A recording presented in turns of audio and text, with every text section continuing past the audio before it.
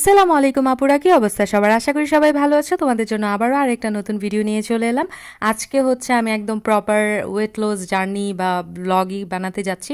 এটার মধ্যে তোমরা আমার ডেইলি কোনো লাইফস্টাইল ব্লগ দেখতে পারবে না, কারণ হচ্ছে আমার যেহেতু এক্সাম চলছে আমি হচ্ছে একটু বিজি। তো আমি যখন পেরেছি তোমাদের জন্য একটু ভিডিও করেছি, বাট একদম একটানা করতে পারছি না, তার জন্য এক্সট্রিমলি সরি।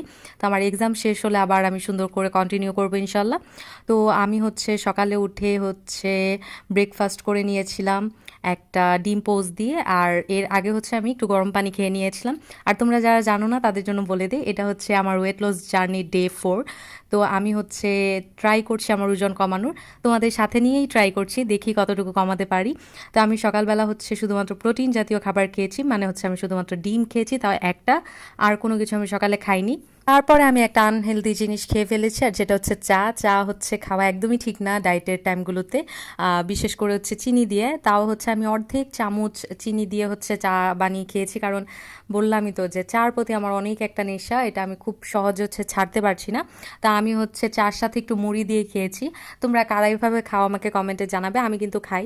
তো মুড়ি যেহেতু হচ্ছে একটা খুবই লাইট অপশন, তো আমার মনে হয়েছে যে 11টা-12টার দিকে আমি যদি একটু মুড়ি দিয়ে চা খাই, সেক্ষেত্রে হচ্ছে আমার পেটটাও ফুল থাকবে এবং আমার হচ্ছে ক্ষুধা কম লাগবে। আর হ্যাঁ, আমি এক্সট্রিমলি সরি, আমি হচ্ছে দুপুরের লাঞ্চ কি করেছি ওইটা তোমাদের সাথে শেয়ার করতে পারলাম না, যেহেতু আমার এক্সাম ছিল। আমি খুব তাড়াহুড়া করে ভিডিও ক্লিপ করেছি। আর এখানে হচ্ছে আমার হাজব্যান্ড আমাকে গুড়ের শরবত বানিয়ে দিয়েছিল, গুড় দিয়ে তারপরে হচ্ছে একটু লেবু দিয়ে এই শরবতটা বানানো হয়েছে। যেহেতু এটা চিনি নাই, তো সেক্ষেত্রে হচ্ছে এটাও একটা হেলদি অপশন।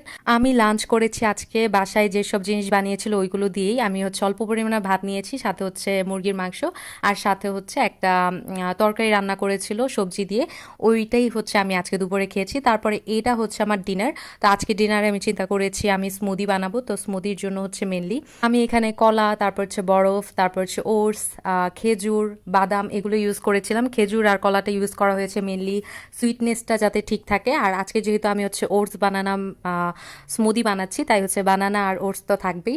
তো এখানে হচ্ছে আমি ওটস ইউজ করেছি, আর সাথে হচ্ছে আমি এখানে গরুর দুধ যেটা ওইটা ইউজ করেছি।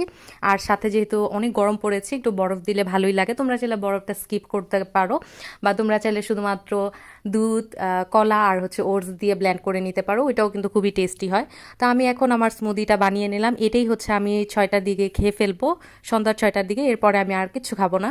তো এটাই হচ্ছে আজকের আমার ডিনার। হ্যাঁ, আরেকটা কথা শেয়ার করে দিই, অনেকেই কনফিউজ থাকতে পারে যে এটার মধ্যে শুধুমাত্র কলাই ইউজ করা যাবে নাকি। তোমরা চাইলে আরও ফলও এখানে ইউজ করতে পারো, যেমন আপেল ইউজ করতে পারো, বা যেসব সিজনাল ফ্রুট থাকে সেগুলো ইউজ করতে পারো। এবং তার পাশাপাশি তোমরা চাইলে এখানে কাজু বাদাম, কাঠবাদাম এগুলো দিতে পারো, যেহেতু আমার বাসায় অ্যাভেলেবেল ছিল না।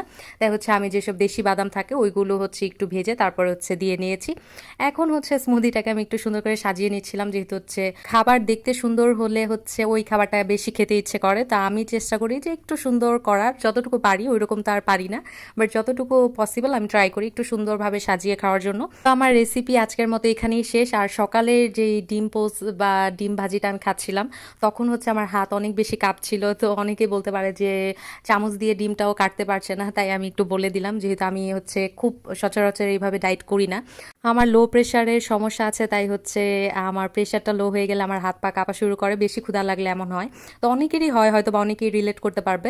তো এটাই ছিল আজকে আমার ছোট্ট একটা ভিডিও। আশা করি তোমাদের কাছে এই ভিডিওটা ভালো লেগেছে। যদি ভালো লেগে থাকে আমার চ্যানেলটা সাবস্ক্রাইব করে দিয়ে পাশের নোটিফিকেশন বেলটা প্রেস করে দিও, আর আমার ছোট্ট ফ্যামিলির একজন সদস্য হয়ে যেও।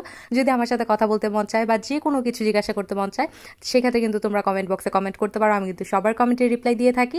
আর ভিডিওটাতে একটা লাইক করে দিও, যদি খারাপ লাগে ডিসলাইকও করতে পারো। বাট আজকে এই পর্যন্ত, অন্য কোনো ভিডিওতে আবার দেখা হবে। সেই পর্যন্ত সবাই ভালো থাকো, আল্লাহ হাফিজ।